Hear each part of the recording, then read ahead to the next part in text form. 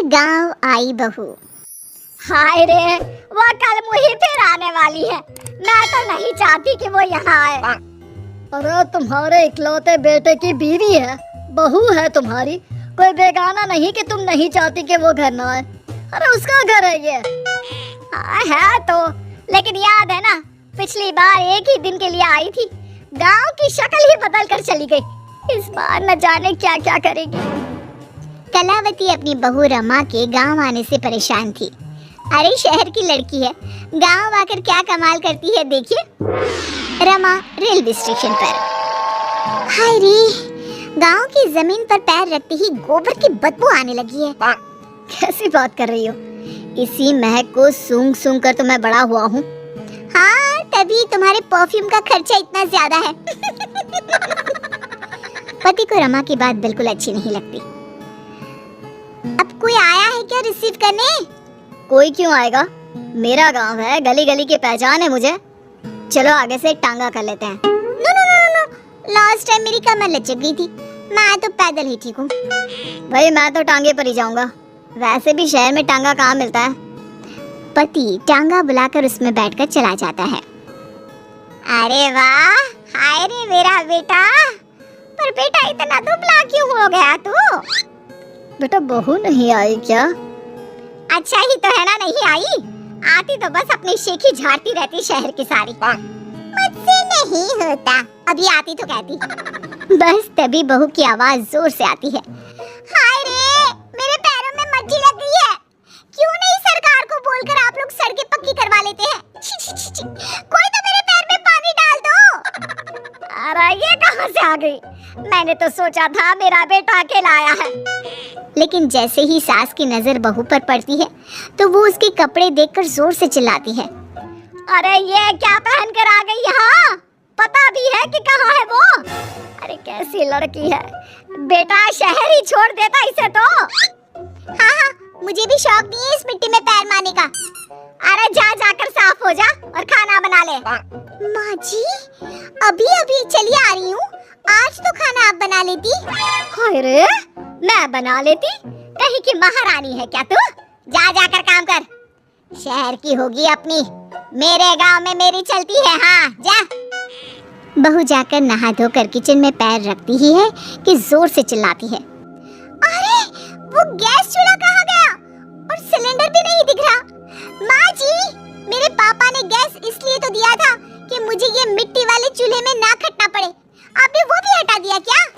हाँ, क्योंकि गैस का रेट पता है क्या चल रहा है? लकड़ी फ्री की होती है। अरे जा जाकर चूल्हा सुलगाकर खाना बना जल्दी से। अरे जाना, माँ की मदद कर दे आज के लिए। हाँ हाँ, बीवी का गुलाम। सास बहू एक किचन में। सर से पल्ला क्या तेरी नानी आएगी लेने? शादी को 2 साल हो गए, लेकिन लड़की बनी घूम रही है, ना बिंदी ना सिंदूर। अरे लगाया तो है सिंदूर, ये देखिए। बहू पल्ला गिराकर सास को सिंदूर दिखाती है। अब मेरे सास श्रृंगार पर चर्चा हो चुकी हो तो चलिए खाना भी बना ले। आप तो सुबह से ठूस रही होंगी, हम लोग तो अभी अभी आए ना सफर करके। उधर बाहर बेटा और पिता आपस में बात कर रहे थे। क्या है पापा, माँ को कुछ तो समझाइए, कैसी रहती है वो मीरा के साथ? अरे अभी तो शादी हुई है, प्रोफेशनल लड़की है, वो काम ना करे तो हम लोगों का घर ना चले। देख बेटा, तू ये सास बहू के बीच में ना बोले तो ही अच्छा होगा। ये ऐसा रिश्ता है कि कुछ भी कर लो मन मुटाव तो बना ही रहेगा। हाँ वो तो है पापा, लेकिन चलिए देखते हैं। शाम को मीरा स्कर्ट पहन कर आती है। हे सासू माँ, मैं जरा बाहर जा रही हूँ। पास में वो जो मौसी रहती है ना, जो शहर से आई थी अपने पति के इलाज के लिए, उन्होंने घर बुलाया है। कौन वो विमला मौसी? अरे ना ना, उनके घर ना जाना। उनके घर मौसाजी नहीं रहे हैं, 2 हफ्ते पहले ही देहांत हो गया उनका। ऊपर से तू ये फराक पहन कर चली जाएगी। अरे ना बाबा ना। ओहो, फिर तो जाना ही चाहिए, आप भी चलिए ना। ना ना, तेरे जैसे कार्टून के साथ तो मैं कहीं ना जाऊं। बहू मॉडर्न कपड़ों में गांव की मौसी के घर जाती है, जहां सभी घर वाले उसे देखने लगते हैं। अरे ये क्या हो गया, कौन आया है जो सारे ऐसे देख रहा है? माँ कोई कबूतरी सी लग रही है, देख तो। मौसी के सामने बहू को देखकर वो उसे पकड़कर रोने लगती है।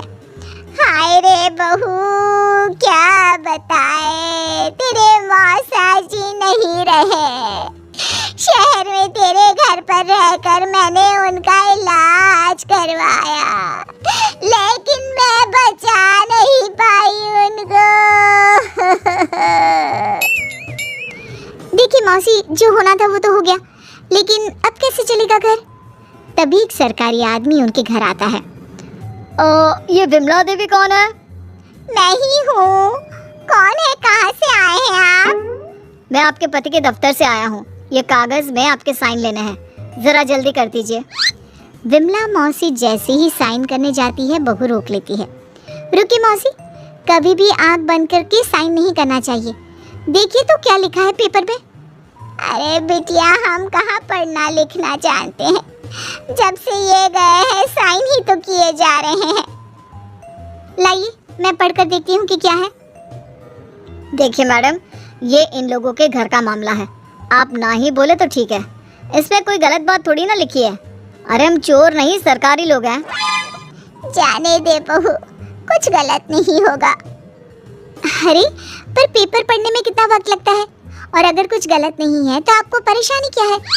बहू पेपर छीन कर पढ़ लेती है और फिर, मौसी इस पे साफ साफ लिखा है कि मौसा जी की जो नौकरी थी, जो आपके बड़े बेटे को मिलनी है, उसे आप अपनी खुशी से इस आदमी को देने को तैयार हैं। हाय रे, ये तो अनर्थ हो रहा था। अब ये जाएगा पुलिस के हवाले। पुलिस आदमी को ले जाती है। तब तक घर के बाहर भीड़ लग जाती है। सास, ससुर और पति भी वहां आ जाते हैं। मुझे तो लग रहा है कि बहू शहर से गांव जैसे मेरे लिए ही आई है। अरे भला हो बच्ची का जो मेरा घर बर्बाद होने से बचा लिया। कमला दीदी, भगवान ऐसी बहू सबको दे। अरे और क्या, इसीलिए तो मैंने पढ़ी लिखी बहू चुनी अपने बेटे के लिए। चूल्हा चौका तो सभी कर लेते हैं, लेकिन उसके साथ ही लड़की का पढ़ा लिखा होना बहुत जरूरी है। चल बहू, घर चलते हैं, रात के खाने की तैयारी भी तो करनी है ना।